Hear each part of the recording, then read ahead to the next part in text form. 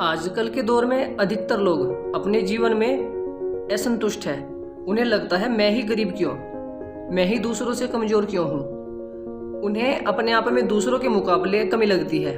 वे इसका दोष भगवान को देते हैं, उन्हें अपनी स्थिति का कारण ठहराते हैं। दोस्तों, ये जो कहानी मैं आपको सुनाऊंगा, इस कहानी में आपको संपूर्ण उत्तर मिल जाएगा और आप अपने जीवन में संतुष्ट भी महसूस करेंगे। ये कहानी भगवान गौतम बुद्ध की है और इससे हमें बहुत कुछ सीखने को भी मिलेगा। बहुत समय पहले की बात है, एक गांव में धर्म उपदेश देने के लिए लगे हुए शिविर में भगवान गौतम बुद्ध पहुंचे। गांव के लोग अपनी अपनी समस्या लेकर उनके पास जाते और उनसे समाधान प्राप्त कर नई ऊर्जा के साथ वापस लौटते।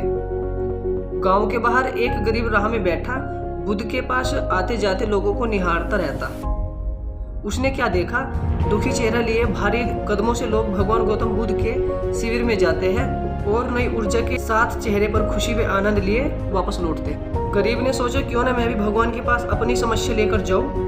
यह सोचकर हिम्मत करके वह भी शिविर की ओर चल देता है। शिविर में एक एक कर क्रमबद्ध तरीके से व्यक्ति को प्रवेश मिलता है, इसलिए वह भी अपनी बारी की प्रतीक्षा करने लगा। जो कुछ उसने रास्ते में देखा, अब यहाँ उसे साक्षात देखने को मिल रहा है। लोग एक एक कर अपनी समस्या बता रहे थे। भगवान गौतम बुद्ध चुपचाप शांति से सबकी समस्या सुनते और जवाब देते। उसकी भी बारी आई। उसने भगवान गौतम बुद्ध को प्रणाम किया और बोला, भगवान मैं ही गरीब क्यों। भगवान गौतम बुद्ध मुस्कुराए और बोले, तुमने कभी किसी को दिया ही नहीं, इसलिए गरीब हो। इस पर वह आश्चर्य से वह भगवान गौतम बुद्ध का मुंह ताकने लगा और बोला, भगवान मेरे पास कुछ देने के लिए है ही नहीं। बड़ी मुश्किल से गुजारा हो पाता है और कभी कभी तो भूखे ही सोना पड़ता है, इतना गरीब हूँ मैं। भगवान गौतम बुद्ध शांत भाव से बोले, तुम्हारे पास एक चेहरा है, किसी को भी मुस्कुराहट दे सकते हो। तुम्हारे पास मुंह है, किसी को भी प्रशंसा भरे कुछ शब्द दे सकते हो। जो हाथ तुम्हारे पास है, किसी की भी मदद कर सकते हो। दरअसल जिसके पास में ये तीन चीजें हैं, वो भला गरीब कैसे हो सकता है। गरीब का भाव मन में होता है। मन से यह भ्रम निकाल दो, लोगों को देते जाओ, गरीबी अपने आप दूर हो जाएगी। यह बातें सुनकर उस गरीब का चेहरा दमक उठा। उसे अपने प्रश्न का उत्तर मिल चुका था। अब उसके मन से गरीबी का भाव दूर हो गया। इस शिक्षा को जीवन में उतारकर कुछ ही दिनों में उसका जीवन भी खुशियों से भर गया। दोस्तों, मंदिर में भी लोग जाते हैं तो कुछ ना कुछ मांगते रहते हैं और जीवन भर घुट घुट कर रो रो कर समय बिता देते हैं। वे ईश्वर की कृपा को कभी कम समझे ही नहीं, जीवन की महत्वता को कभी जाना ही नहीं।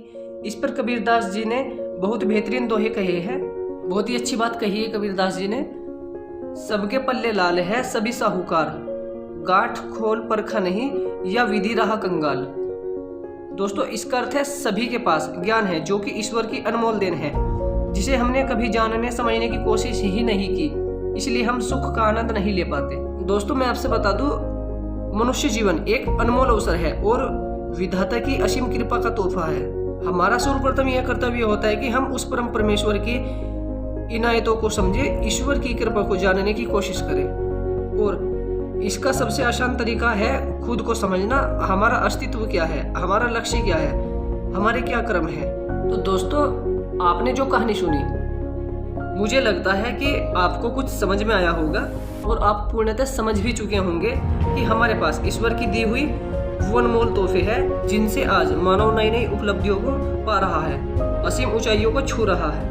बस जरूरत है तो सही मार्गदर्शन की, जो कि आज से मैंने इन बातों को अपने जीवन में उतारने की कोशिश करी है।